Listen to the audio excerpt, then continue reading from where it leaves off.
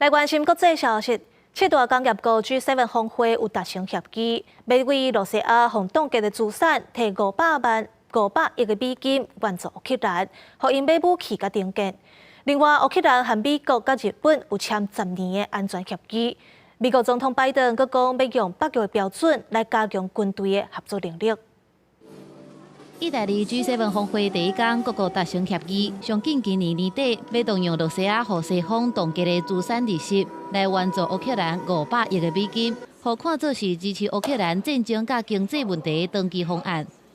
Ist die Grundlage dafür geschaffen, dass die Ukraine in der Lage ist, in der nächsten Zeit all das zu beschaffen, was sie beschaffen muss an Waffen, aber auch an Investitionen in den Wiederaufbau oder in die Energieinfrastruktur. 罗西亚互冻结大约3200亿的美金资产，因为国际法的规定，西方各国袂当直接没收，并且转做其他用途。因安尼，敢若会当用这条钱产生的利息来协助乌克兰。根据世界银行进行估计，乌克兰大约需要4860亿的美金，才有法度重建。另外，乌克兰在峰会期间，分别甲美国和日本签10年安全协议。乌克兰和罗西亚入侵2年多以来，已经和英国、法国、德国等国签另外15项相像的协议，换盟友长期的支持。这届甲美国的双边安全协议，除了强化乌克兰抵抗罗西亚的能力，也是乌克兰将基本敢会当加入北约的其中一步。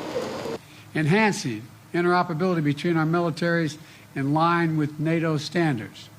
Investing in Ukraine's defense industrial base. So in time, they can supply their own weapons and munitions. 泽伦斯基是补充讲，和日本的安全协议除了有国防安全甲人道主义的援助，嘛包含技术甲金融合作。另外一方面 ，G7 峰会第2天会讨论移民、印太经济安全甲 AI 的议题。